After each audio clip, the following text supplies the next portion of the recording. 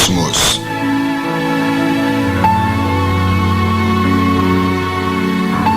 De Carl Sagan.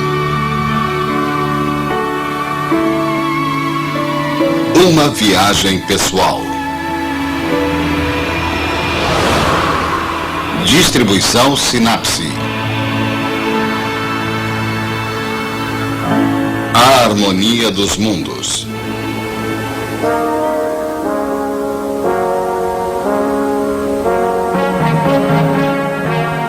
Há dois caminhos para ver as estrelas, como elas realmente são e como podemos querer que elas sejam. Estas são as Pleiades, grupo de estrelas jovens que os astrônomos acreditam estar deixando seus berçários estelares de gás e poeira. E esta é a nebulosa do Caranguejo, um cemitério estelar onde o gás e a poeira estão sendo dispersos de volta para o meio interestelar. Dentro dela está um pulsar moribundo. Tanto as Pleiades quanto a nebulosa do Caranguejo estão numa constelação que os astrólogos há muito chamam de Taurus, o touro. Eles imaginaram que ela influenciaria a nossa vida diária. Os astrônomos dizem que o planeta Saturno é um imenso globo de hidrogênio e hélio circundado por um anel de bolas de neve com 50 mil quilômetros de largura, e que a grande mancha vermelha de Júpiter é uma tempestade gigantesca que o açoita há talvez 1 milhão de anos. Mas os astrólogos veem os planetas afetando o caráter e o destino humanos. Júpiter representa um ar de nobreza, um comportamento manso. E Saturno, o coveiro, promove, dizem eles, a desconfiança, a suspeita e o mal. Para os astrônomos, Marte é um lugar tão real quanto a Terra, um mundo que aguarda exploração.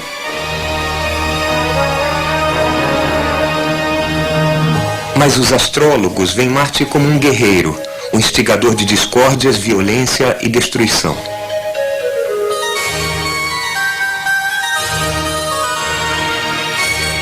A astronomia e a astrologia nem sempre foram tão distintas. Na maior parte da história do homem, uma se sobrepõe à outra. Mas chegou uma época em que a astronomia escapou do confinamento da astrologia. As duas tradições começaram a divergir na vida e na mente de Johannes Kepler. Foi ele quem desmistificou o céu ao descobrir que é uma força física por trás do movimento dos planetas. Ele foi o primeiro astrofísico e o último astrólogo científico.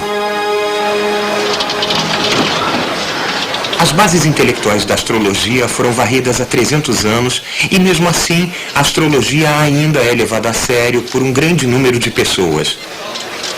Você já reparou como é fácil achar uma revista sobre astrologia? Virtualmente todo jornal dos Estados Unidos tem uma coluna diária de astrologia e quase nenhum deles tem sequer uma coluna mensal de astronomia. As pessoas usam pingentes de signos, verificam o horóscopo antes de sair de casa. E até nossa linguagem preserva uma consciência astrológica. Por exemplo, pegue a palavra desastre. Ela vem da palavra grega que quer dizer estrela má. Os italianos acreditavam que as doenças eram causadas por influência das estrelas. É a origem da palavra influenza, gripe em inglês. Os signos zodiacais usados pelos astrólogos até ornamentam esta estátua de Prometeu na cidade de Nova York. Prometeu, que roubou o fogo dos deuses.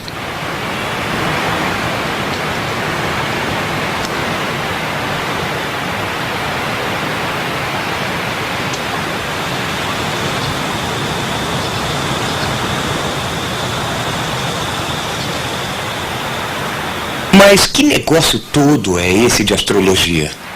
Fundamentalmente, é a alegação de que a constelação que abriga os planetas no momento do nosso nascimento influencia profundamente o nosso futuro.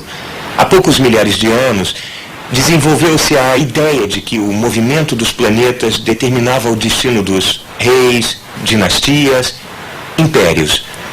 Os astrólogos estudavam os movimentos dos planetas e perguntavam-se o que tinha acontecido na última vez em que, digamos, Vênus estava surgindo na constelação de Capricórnio. Talvez alguma coisa similar também ocorresse dessa vez. Era um negócio sutil e arriscado.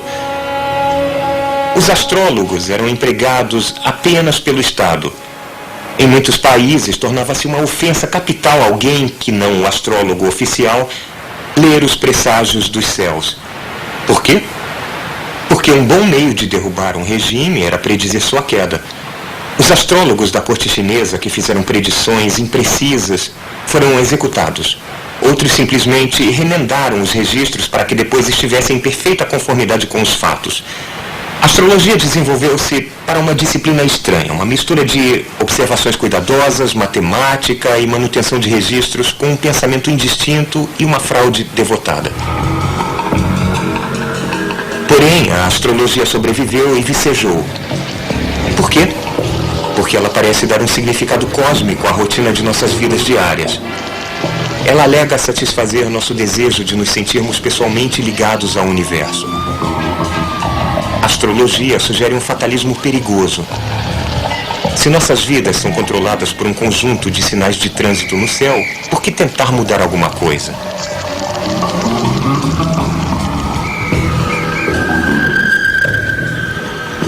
Vejam isto, aqui temos 2 jornais diferentes publicados na mesma cidade no mesmo dia. Vamos ver o que eles dizem sobre astrologia. Suponhamos que você seja de Libra, que nasceu entre 23 de setembro e 22 de outubro. De acordo com o astrólogo do New York Post, conciliação vai ajudar a aliviar a tensão. Bom, talvez isto seja um tanto vago. E de acordo com o astrólogo do New York Daily News, exija mais de você mesmo. Bom, também é vago, mas também é muito diferente. É interessante que estas previsões não são previsões que nos dizem o que fazer, não dizem o que vai acontecer. Elas são feitas conscientemente para serem tão vagas que podem se aplicar a qualquer um e discordam uma da outra. A astrologia pode ser testada pelas vidas de gêmeos. Há muitos casos reais como este. Um gêmeo é morto na infância em, digamos, um acidente de bicicleta ou atingido por um raio, mas o outro tem uma vida próspera até a velhice. Suponha que tenha acontecido comigo. O meu irmão gêmeo e eu nascemos exatamente no mesmo lugar, com diferença de minutos um do outro. Exatamente os mesmos planetas estariam exercendo influência em nossos nascimentos. Se a astrologia fosse válida, como podemos ter destinos tão profundamente diferentes? Acontece que os astrólogos não conseguem nem concordar entre si sobre o significado das configurações astrológicas. Em testes meticulosos, eles são incapazes de predizer o caráter e o futuro de pessoas de quem eles sabem somente a hora e o local de nascimento. E também, como isso poderia dar certo? Como o nascer de Marte no momento do meu nascimento pode me afetar naquela hora e agora? Eu nasci em um quarto fechado, a luz de Marte não podia entrar. A única influência de Marte que poderia me afetar seria sua gravidade. Mas a influência gravitacional do obstetra era muito maior do que a influência gravitacional de Marte. Marte é muitíssimo maior, mas o obstetra estava muito mais perto.